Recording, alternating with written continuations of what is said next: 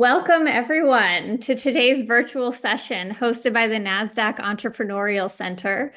Today's conversation is about public-private collaboration in the entrepreneurial ecosystem and how it powers lasting change. So on behalf of the Nasdaq Entrepreneurial Center, I'd like to extend a warm welcome to all of you. We're thrilled to have you here. I'm Jessica Strauss-Fuchs, a consultant to the Nasdaq Entrepreneurial Center focused on our research for how we build entrepreneurial ecosystems. I'd like to bring on our panelists, Andrew, Jennifer, and Leigh-Ann, to say hello. And I will talk briefly about our research, but first I'd like to ask each of our panelists to introduce yourselves. We'll start with Andrew. Great. Thanks, Jessica. Greetings from Miami, Florida. I'm Andrew Lane and part of the Innovation Economy team at JPMorgan Commercial Banking. We work with high-growth companies from startup to IPO, providing solutions and subject matter expertise through each stage of a particular company's life cycle. Of the more than 9,000 companies our team supports globally, many are venture or private equity backed, and several have reaped the benefits of successful public-private partnerships in the communities in which they operate. So it's an honor to be joined by two esteemed leaders, Leigh-Ann and Jennifer, who each have a wealth of expertise in this area. And I'll now hand it over to Jennifer to introduce herself, and then Leigh-Ann before we dig in to today's discussion. Thanks, Jessica. Great. Thank you so much, Andrew. My name is Jennifer Hayes. I'm the Senior Vice President of Public Policy here at Invest Detroit. We are a nonprofit mission-based lender, also known as a CDFI. Here in the city of Detroit, we provide small business, C&I, and real estate lending in the city of Detroit. But we also have what we call ID Ventures, which is our early stage venture capital fund that provides pre-seed and early seed capital across the state of Michigan. Which really excited to have supported the Michigan Innovation Fund program last year for us. So I'll turn it over to Leigh-Ann for her update. Awesome. I'm super excited to be here among friends, and Jennifer and I, we've been on this roadshow before. So I'm the president and CEO of the Miami-Dade Innovation Authority, and we're like a first of its kind public innovation authority.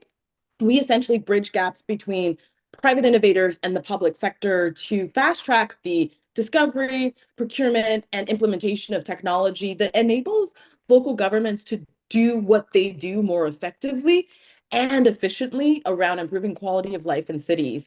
And so we essentially identify, invest in, and support early to growth stage companies to pilot, test, and validate their technology and solutions to pressing public challenges in collaboration with economic engines and local government.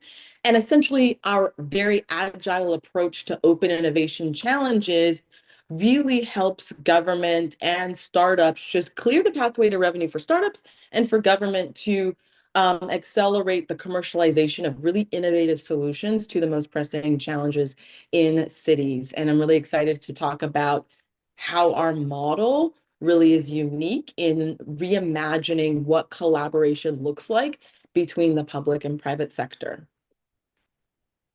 Thank you all. I'm so excited for this conversation, and Andrew, I'll turn it over to you in a minute. I just want to provide a couple housekeeping and context items. One, thank you for being here, Andrew, Jennifer, and Leigh-Ann. We have a phenomenal conversation ahead of us. The catalyst for this conversation is a body of research that the Nasdaq Entrepreneurial Center leads called the Venture Equity Project, where we research what supports the development and growth of regional entrepreneurial ecosystems in the U.S. with a focus on support for under-resourced entrepreneurs. Leigh-Ann and Jennifer's organizations, the Miami-Dade Innovation Authority and Invest Detroit, were both featured in our 2024 research, and I highly recommend that you all take a look at that. We identified 7 U.S. states where we are seeing higher rates of entrepreneurship among under-resourced entrepreneurs, and Michigan and Florida, represented here today, were on that list. And so Today, we're going to focus on how public-private partnerships can be leveraged in the entrepreneurial ecosystem. Both Investitroid and MDIA have very different and unique effective approaches. So I'm excited for you all to hear from them. A couple of housekeeping items. The conversation will be about 45 minutes, and then we'll reserve the last 15 for your questions. I highly encourage you to populate questions in the Q&A feature. We love to hear questions, and this is really about knowledge sharing across ecosystems, and so encourage you to take full advantage of the time that we have with our panelists. So thank you. Finally, to our sponsors of the Venture Equity Project, JPMorganChase and Nasdaq, without whom this research and work would not be possible. So we're thrilled to have Andrew on the call today representing JPMorganChase. They have been an invaluable partner, collaborator, and thought leader in the Venture Equity Project, as well as Nasdaq, and we're thrilled to have both teams on our side as we carry forth this work. So with that, I will turn it over to Andrew and Jennifer and Leigh-Ann to get our conversation started. Great. Thank you so much, Jessica. I think you set the stage well for us to dig in. So let's start with a basic question, Leigh-Ann and Jennifer, as both of your organizations do truly serve as bridges between the public and private sector. Leigh-Ann, I'd love to start with you. From your viewpoint, what is the utility of public-private partnerships in the context of entrepreneurship? I think that's such a great question. And I've been thinking a lot about the role that these P3s play in terms of entrepreneurial ecosystems, which are really organic, they're really dynamic, and they often lack the structure that's necessary to achieve kind of ecosystem-wide outcomes. And to me, public-private partnerships really address like a root cause issue that is often an impediment to having inclusive and effectively operating ecosystems. And what it is understanding the role and the best fit for different stakeholders. So if you think about an entrepreneurial ecosystem, you will often have government, you'll have academia, you'll have those entrepreneurial support organizations, you have the great service providers and entrepreneurial enablers like the JP Morgans of the world.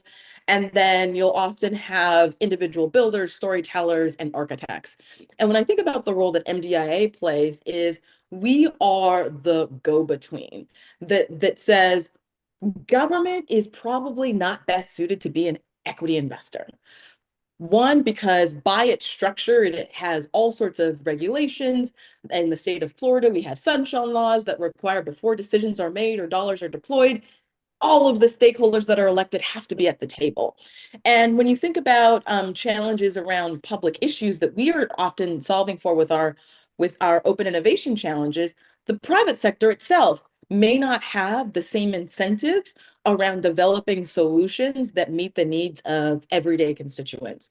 And so to me, public-private partnerships are there to create a calibration between the best value proposition that each stakeholder might play in an ecosystem to achieve similar goals and impact. So I'll give you a quick example. MDIA partners with different departments at the Miami-Dade County government to identify a problem. We will then collaborate with a network of close to 100 plus pipeline partners to source technology startups from across the globe who have built solutions to those challenges. Then we will down select to great solutions and help them pilot their technology with government. Outside of an intermediary that operates at the intersection of public, private, and philanthropic, the way that we are designed, that process would be probably non-existent because RFPs are the way that government often sources technology that doesn't really work for innovation. Startups, because they are not incumbents, may not have a clear pathway to being able to test their solutions with government. And we actually make an investment to defray the cost of a pilot, which would otherwise be cost prohibitive. So that's a prime example of how intermediary organizations are operating these P3 mandates that allow for the type of impact that you would not see in the absence of those kind of glue. It's a And phenomenal I'll answer, Leigh-Ann. And Jennifer, yeah, I'd love to hear from your side. Yeah, I mean, I would agree with everything Leigh-Ann said, and I'll just piggyback. Here in Michigan, we just recently passed the Michigan Innovation Fund, which is a program that actually supports the evergreen nonprofit model for early stage venture capital funds. And I think just to piggyback on what Leigh-Ann said, state government doesn't want to pick which dollars go into what companies, especially at a startup level. Most states don't have the infrastructure or the expertise to be in that space. So to be able to provide programs that rely on the ecosystem and partners that already have existing infrastructure and the expertise to be able to support those early stage companies, really, to Leigh-Ann's point, is a bridge right between the public funding and the ecosystem. And the evergreen model is building a model where we have funding today and long into the future, and hopefully growing that model across Michigan. And so I think we provide a great bridge between what is really identified as a need and the ability to get the public dollars there in a really thoughtful and infrastructure way. Got it. And you both alluded to this, I feel like, in your response, but navigating the complex shareholder environments, and how do you frame your organization's work, particularly when communicating with elected officials about their role in supporting the innovation ecosystem? And how do you really disrupt that bureaucracy that exists? It's a really good question. I'm happy to take a first stab and let Leigh-Ann jump in. I think so. Just to clarify, so a lot of our work is done at the state level right now in the ecosystem that I'm working in. It's so for us, our journey started a couple of years ago when we really wanted to identify kind of what are some of the core challenges we were facing in the ecosystem. And so we brought about 10 partners together and really thought, if we could come up with a bold proposal, what would that look like? And how do we get it over the finish line? And so we did some research. We started talking with some elected officials. And I think what's really important to know is policy work and getting a policy initiative across the finish line is it's hard work, right? You have to really put a lot of thought into what is the challenge, what's the solution, and then how do you speak to it to a large group of elected officials that are, they hold numerous meetings a day. You have about a half hour with them, and you're trying to portray to them how vital this issue is to your community, the state, the stakeholders. And so a lot of it is making sure you've got really thoughtful impact metrics. You can display, what the impact of this proposal will have and what it means for their communities. And so when I think of disruptive, it's really giving them things that they haven't thought about before, and right, and why they should care about this issue. And so that was really the approach that we really took. I'm here in Michigan, as you can imagine, we do a lot around the auto sector. And so bringing a innovation proposal, although it aligns with the direction of a lot of the auto sector, it was done in a non-traditional way. And so we really wanted to show them how much of an impact this really could have on the state moving forward. I think that's a really great question, and I will answer at a macro and micro level in my response. So like at a macro level, we're focused on public challenges, issues that impact quality of life in cities. And think about disaster resilience, transportation congestion, which we know in Miami often is a challenge, sustainability of how we think about waste and resilient waters. Those larger issues, particularly exacerbated by things like climate change, are really testing the limits of internal capacity within government to solve those challenges in the absence of some type of innovation partner that often comes as an external collaborator. And the way that we begin to think about it is in the design of our flywheel, in the risks as it relates to interacting with complex stakeholders, particularly government, which is often riddled with processes and bureaucracies and barriers that make it difficult to innovate. And then how we mitigate those risks. So 3 specific risks that we think about is like, how do you actually get government buy-in, which is the stakeholder engagement necessary and the authority to do innovation in partnership with government? And this hinges on, cooperation and buy-in of key stakeholders. What we do is through our challenges, we actually partner with departments as challenge hosts. So before we ever put out an opportunity for startups to pilot their technology, we have develop the buy-in through a partnership with our departments, from thinking about what is both the problem and the pilot feasibility that can be created as a pathway to a potential revenue-based contract for a startup on the back end of a procurement opportunity.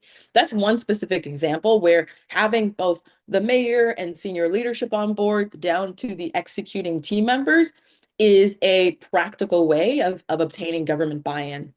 A second risk that often comes up when you're working to build collaborative solutions is policies and regulations. How do you really right size the fact that innovation often happens much faster than regulators can think about how they create the tent poles around certain solutions?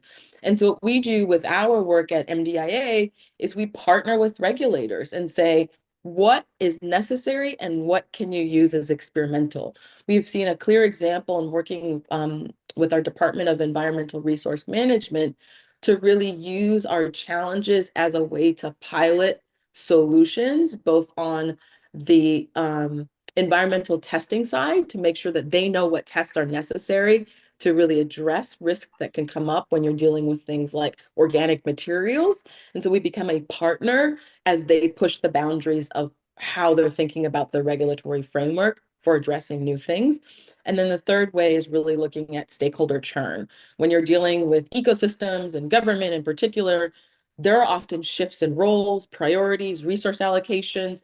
And so while I would say Miami-Dade County often has really low attrition rates relative to its larger municipal peers, we work on creating cross-sector teams that include startups, decision makers, implementers, and outside investors and other stakeholders when we're really evaluating both the problems that we want to address and how we want to support the piloting of those solutions so that you can build in redundancy. Those are three examples of risks and ways to mitigate in dealing with complex stakeholder environments.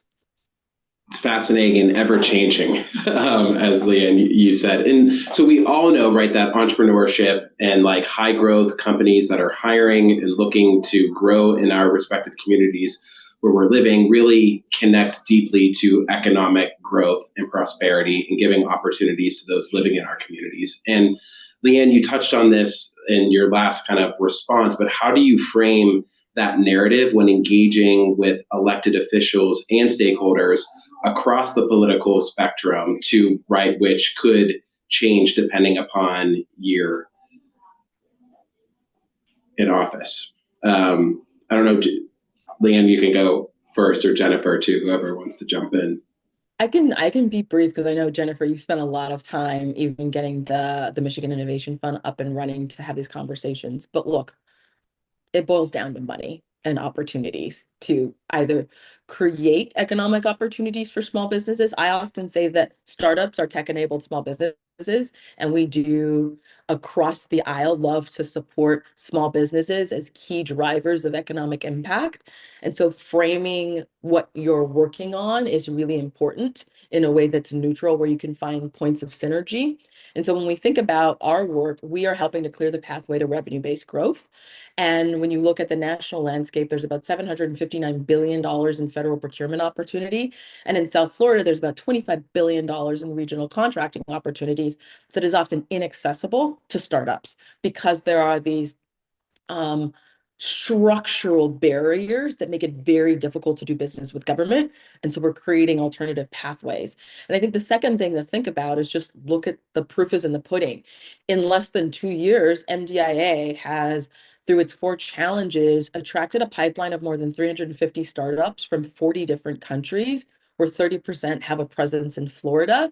And when we look at the cumulative potential economic impact of that pipeline, it's about $6.5 billion in revenue, $1 billion in funding raised, and more than 44,000 employees. And so irrespective of the particular orientation of who we are speaking to from a policymaker standpoint, those are numbers that policymakers care about because that actually translates into measurable economic opportunities and measurable economic impacts.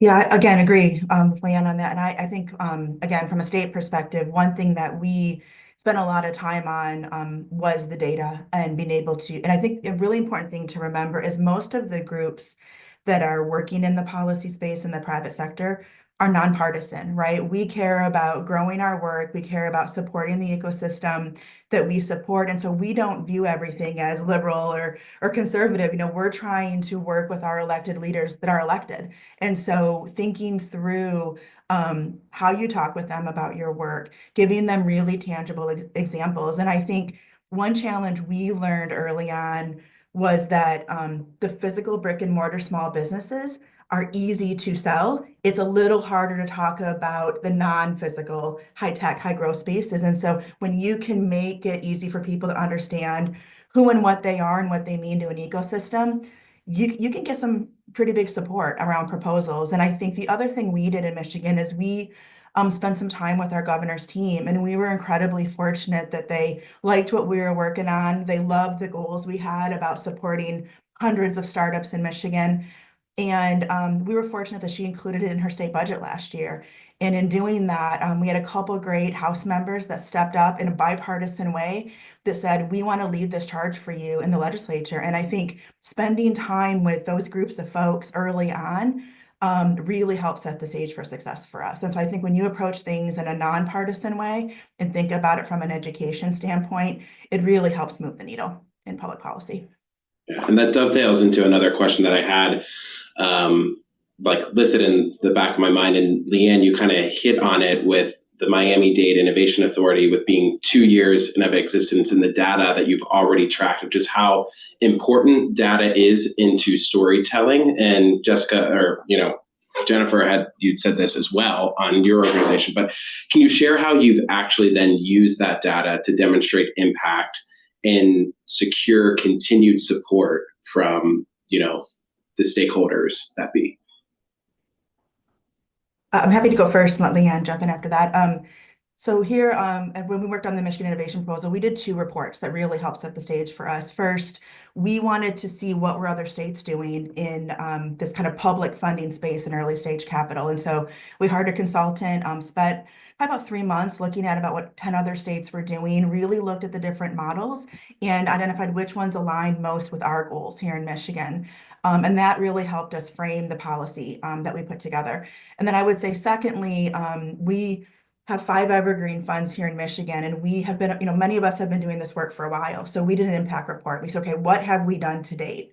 And then we were able to tell our story about that impact, but then also project, if we get this money, here's what we think we can do and the impact we can have over the next decade. And I think when legislators can see the potential impact that you can have with a specific set of money, it helps them feel committed, and I think easier to buy into a proposal and project. And so those 2 pieces of work, I think, were worth the funding, were worth the effort. And we've also committed to continue to measure our success with the state as we move forward with the funding as well. I love data, and Andrew, you know this. It's like my favorite thing. But we've actually our first impact report is coming up, because first year was getting off the ground, and now we have a full year of programmatic operations under our belt. So stay tuned for Q2 of this year for our impact report. And we're kind of reimagining how we use our impact reporting in a more dynamic way to think about value add to this, what I think is a very nascent space around kind of public innovation at the municipal level in particular. And so there's a couple of things we think about. One is we're able to look at measuring the efficacy of our work for some of the data points that I mentioned before, like number of pilot opportunities, how are we increasing engagement between private and public sector, how many investors are we connecting to companies, and really looking at the market-ready solutions we've been able to source. But there are 2 particular insights that I think might be instructive to the folks in the room that is a little bit disruptive in how we're thinking about impact. You're absolutely going to see a page with charts, and we actually have our dashboards. We use a lovely platform called UpMetrics, and it's a really great platform for like visualizing data. But we think about impact in terms of storytelling, thought leadership or tools to add to the field, and then learnings that are extractable for our peers. So in terms of storytelling, I love video, and so I love telling the story. And so we're going to be releasing some short vignettes to really understand the people behind the innovation, not the startups, but our government partners. Because I think a lot of times when people interact with government, they have this persona that doesn't match the reality that we've seen in working hand in hand day to day as an external supporter. The second thing is a tool.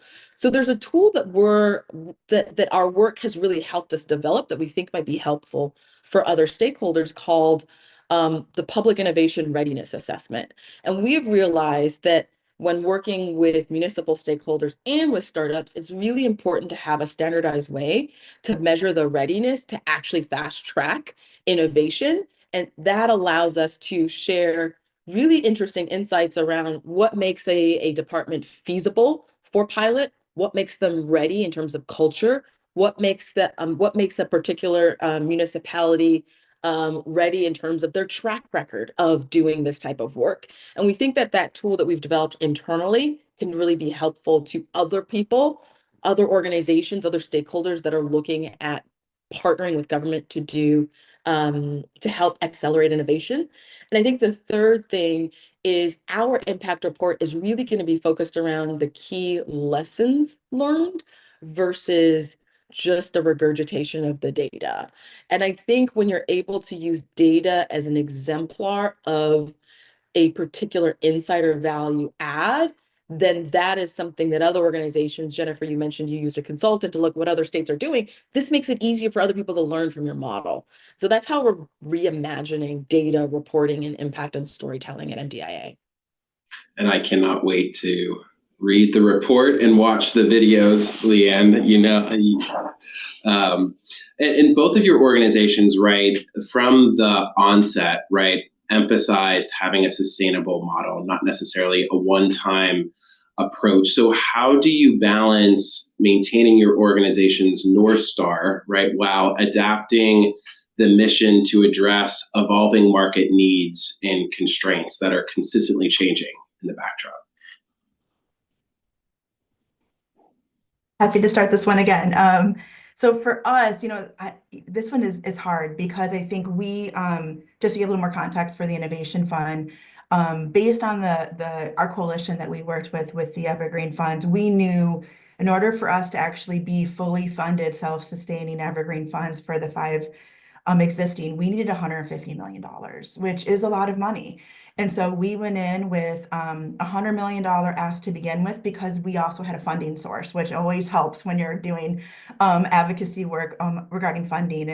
And we were fortunate to get 60. And within that 60, we allocated some money to some of our ecosystem partners as well. So we got about a third of what we need to be self-sustaining. And so we have more work to do. And the other thing I always remind folks, and I think our coalition learned this last year as well, is policy work is hard, and you always have to play the short and long game. And it is a lot of education. Our elected leaders are constantly changing. Staff members are constantly changing. Leigh-Ann talked a little bit about this. And so it takes a lot of time to, get a group to coalesce around an idea, grow that coalition, get your idea together in draft language, get it into a budget, and then go through the legislative process. And we did it during a lame duck session, which makes it sometimes even harder in a political cycle. So my biggest recommendation is always make sure you're ready for the lift, because it is a lot of work, a lot of education, and it's really important to keep your coalition together, and have them be part of the work. Our coalition was amazing. We met every other Friday. We brought in additional partners, and we had really great leadership from when it comes from a Bill champion. So I think now that we've had that success, we've got some great momentum behind us. So we're going to go back again this year. We're growing our coalition partners. We still have some of our great champions in the legislature, and we're going to keep working. But it is definitely, you're playing the long game in this work, and you have to kind of adjust the proposals year to year based on goals that you're seeing coming out of your governor's office, your legislature, and see what you think is doable that year to also meet the changing needs of your ecosystem as well. So that's the way that we've been looking at it currently. I so appreciate your big, bold bet and vision, Jennifer, because when you even use words like $100 billion, and Andrew, we know this from another project, that's like, that's thinking systems change. And so I think in answering this question, I want to identify the elephant in the room, which nobody really talks about, is philanthropy is not a revenue model. And I think that what that underscores is when you're doing work like we're doing that often sits at the intersection of business and entrepreneurship, policy, and social innovation to some degree, it's often really difficult to think about what does sustainability look like, because the work that you're doing could quite frankly be a product or service that's made available on the private market. And so something we've been thinking about at MDI, we were so fortunate enough to receive very generous seed funding from Miami-Dade County, from Griffin Catalyst, and from the John S. and James L. Knight Foundation, which I know is also very active in Detroit, to give us the room to test our primary hypotheses, which was, could we build a vehicle that could fast track innovation at the municipal level? That answer, not even, within the third year, is yes. And so now we're beginning to think about how might we scale this public innovation authority model in a way that is sustainable.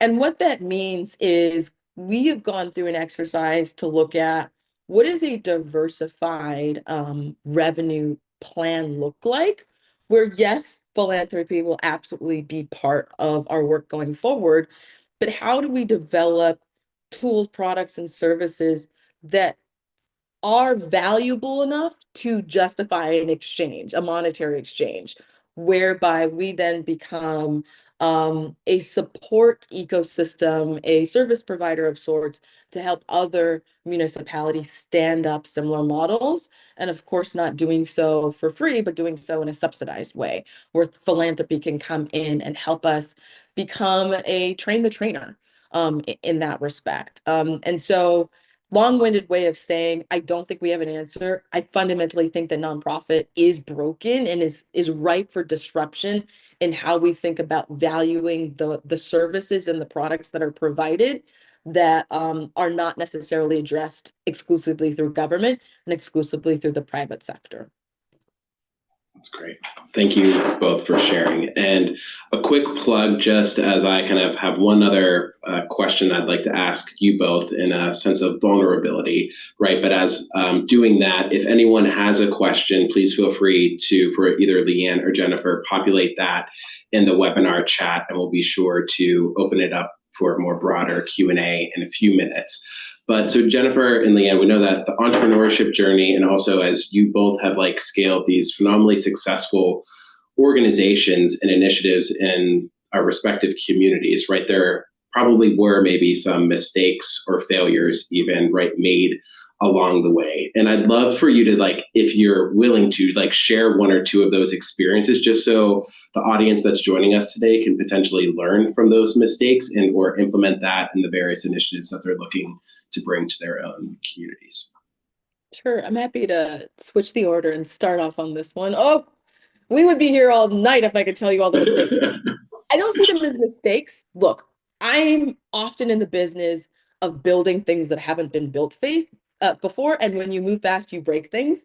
And sometimes you break things because they probably should have been broken in the first place. And so there's an opportunity to rebuild. So that's my preface. So a couple of like really key lessons learned. Something that we've been able to do, something that we've been able to realize is the center of our work that I was not on my radar at the beginning is our work is really about fast tracking procurement.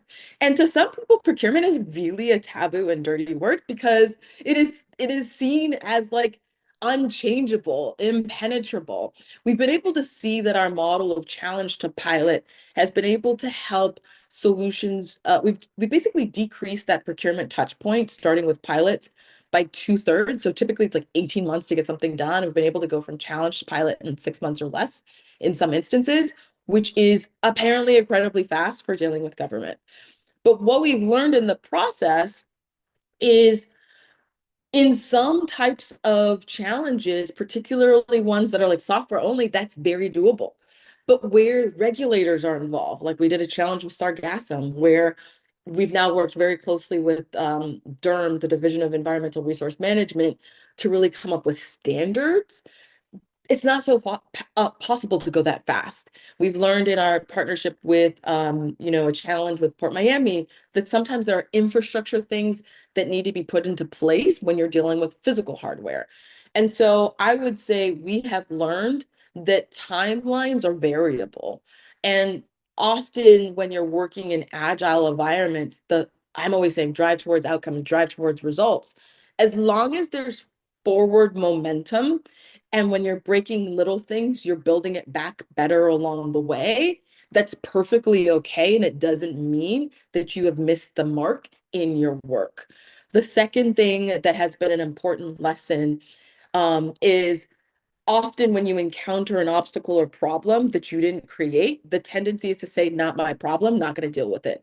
But I have had to work with our team in changing our mindset around is because we are innovation enablers working in partnership with local government. Just because we didn't create the problem doesn't mean it's not ours to fix in order to create a better infrastructure for government to work more collaboratively with technologies that are emerging and startups that are working on innovative solutions.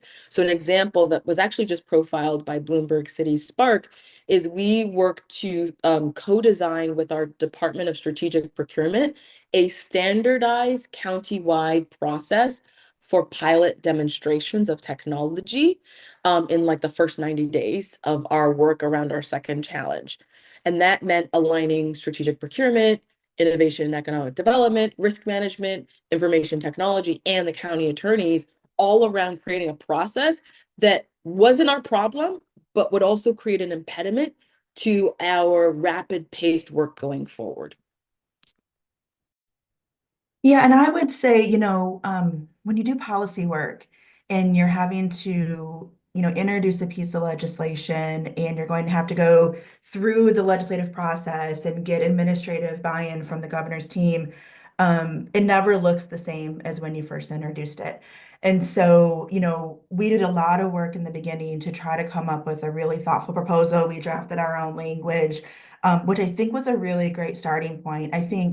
I wouldn't say we had failures or mistakes, but we learned a lot through this process. I think we learned being really clear with our non-Evergreen Fund Coalition members about how we got to the point that we did, why we were asking for the proposal that we were. And I would also say, when you think about a state like Michigan who hasn't provided that kind of level of funding to an innovation or entrepreneur ecosystem in almost a decade or over almost 2 decades, you have a starved, resourced community. And so, there were some folks that felt a little left out, and that was never our intention or goal. Our goal was to get a proposal over the finish line and come back again and again. And that's what we're doing this year. So I would say lessons learned would be continue to be as transparent and clear about your process and what you're doing with your coalition members. And I think a coalition around a big proposal, $100 million is a big ask anywhere you go.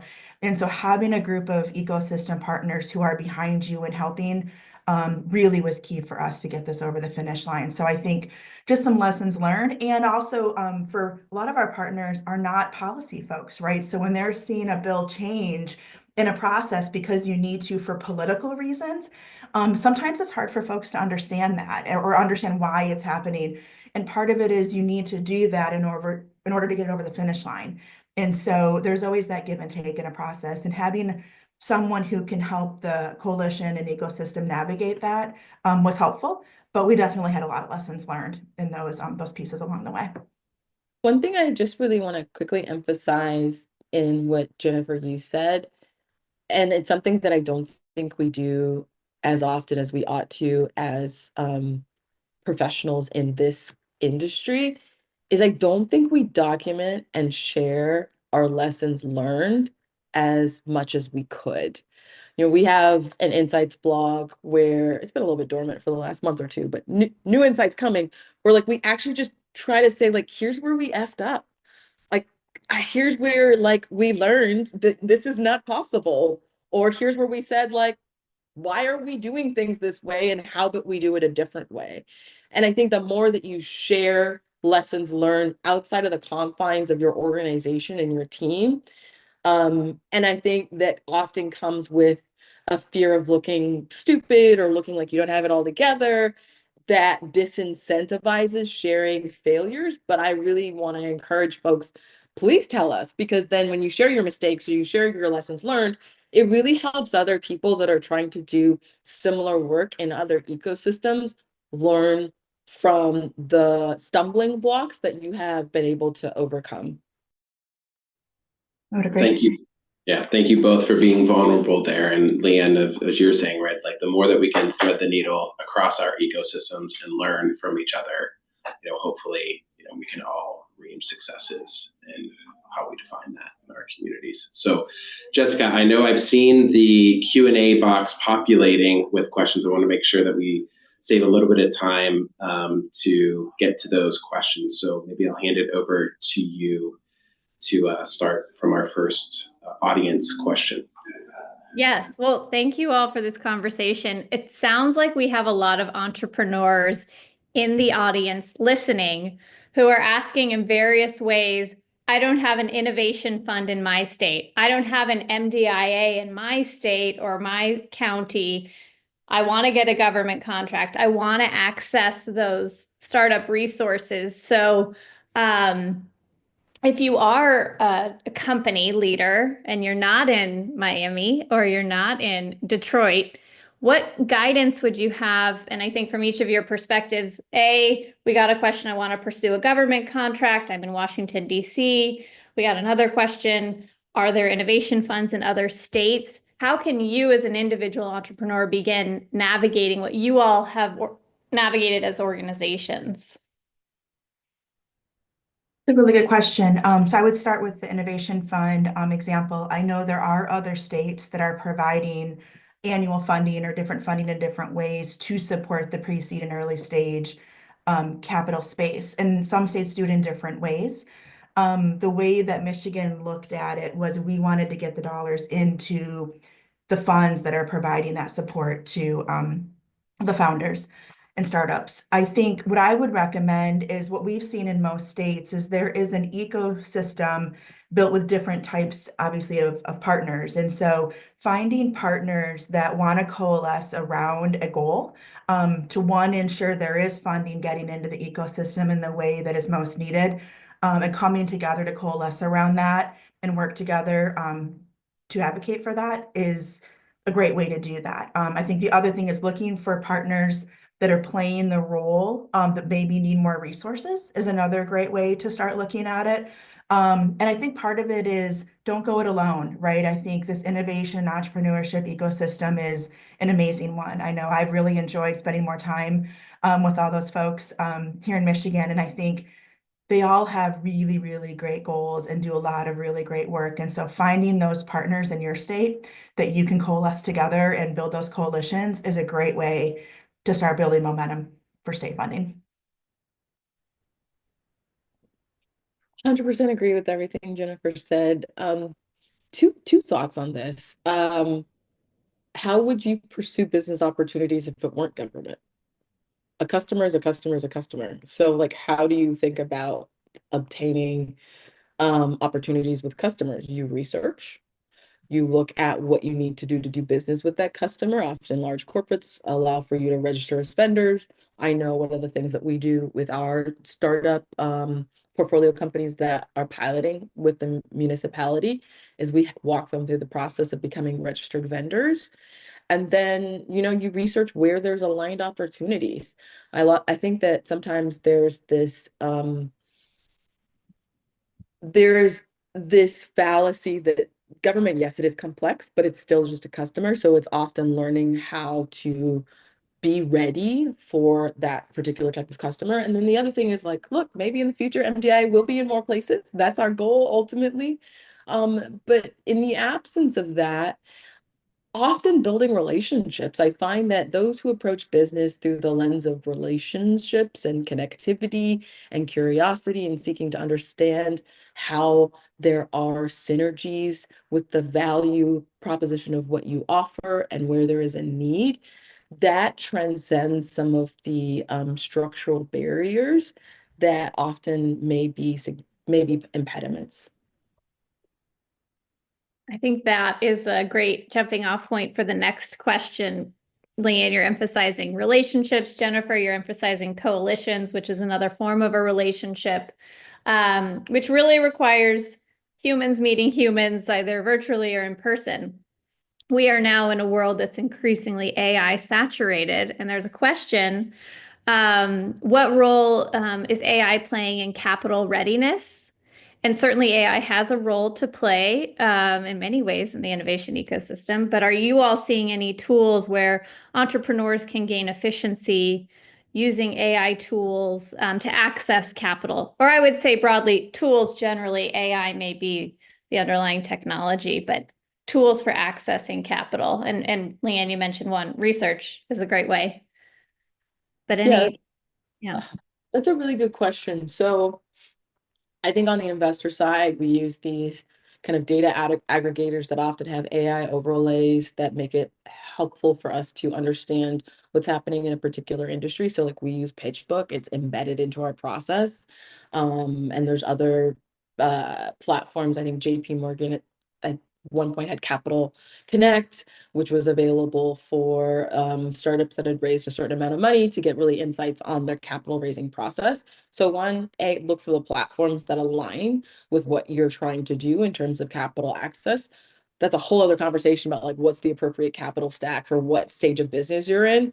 And I'm sure the Entrepreneurial Center has done many sessions on that in the past. I know I spoke on one like 2 years ago.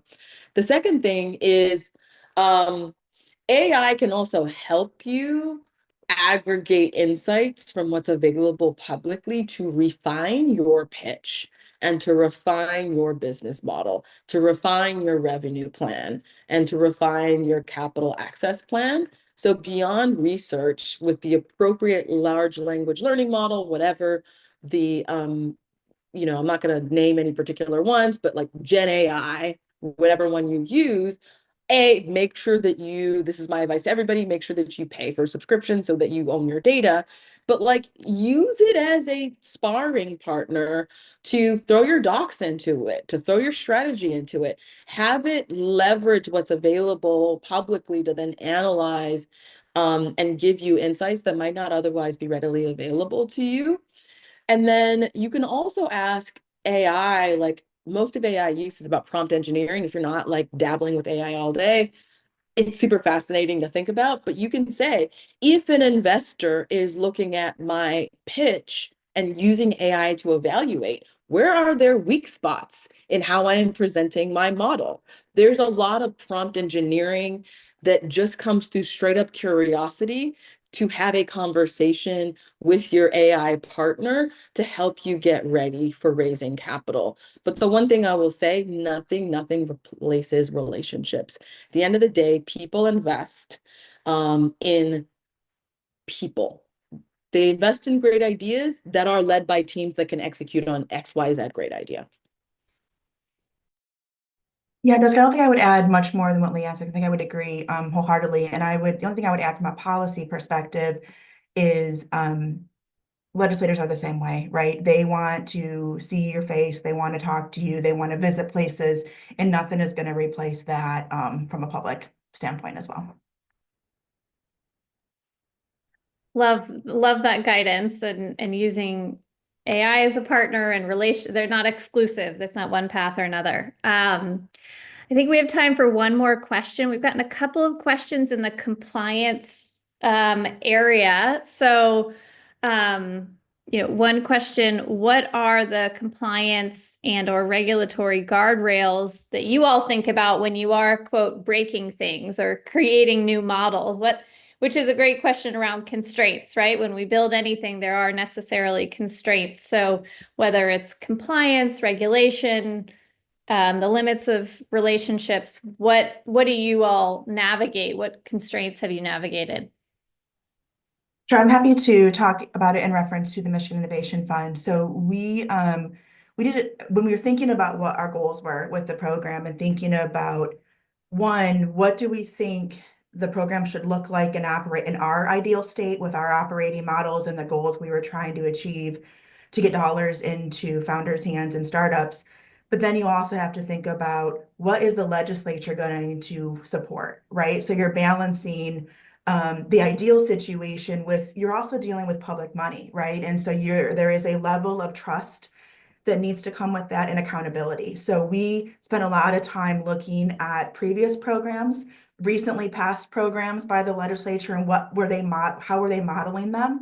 And we worked with kind of folks that were in that space that had done that. And so we took a grant approach and thought about this from a public grant and accountability standpoint. So I always say, when you can look at examples that have worked and drive that towards your ultimate goal, so you're not creating it from scratch, I think that really helps. And then I think also thinking about the compliance piece of other programs similar to yours at the state level, for us, it allowed us to really tackle that early on and have a good foundation for when it passed the legislature. And I think many of us that receive public money, we're not afraid of transparency and accountability, right? We believe in what we're doing. We trust our teams to execute programs well. And when you're not afraid of that, you're willing to be accountable and transparent and compliant with public money. Absolutely. A couple of thoughts come up with those questions. So I would say just be curious. I find that the more that you ask why, so there's this process in service design, if anybody's familiar with it, or design thinking, where you go through like a root cause question analysis where you're asking why 6 layers down. I have found when I ask why, and I keep asking why, we get to the realization that we don't actually know why we're doing the thing we're doing. And I say that to say that that then creates an opening for injecting common sense solutions.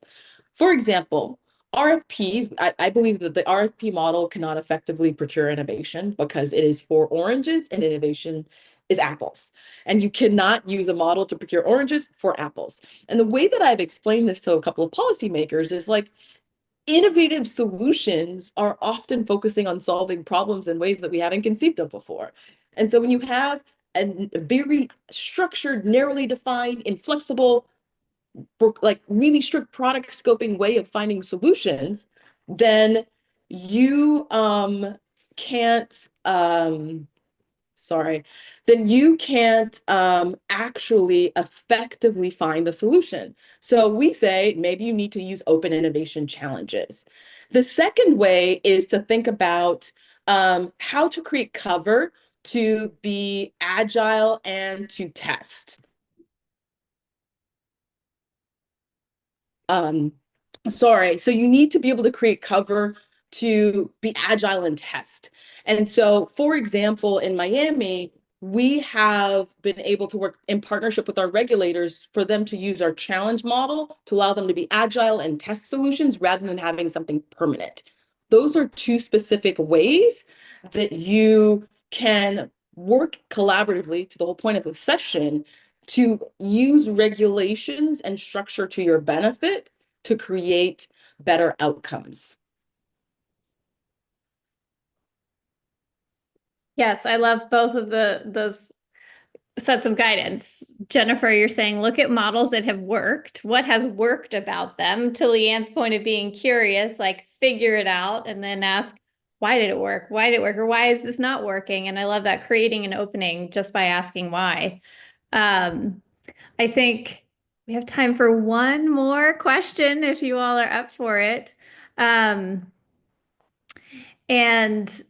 the question is, how should startups think generally about government as a funder or partner?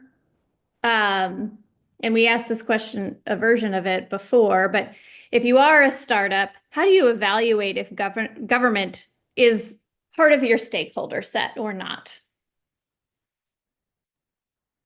I would say the answer is yes.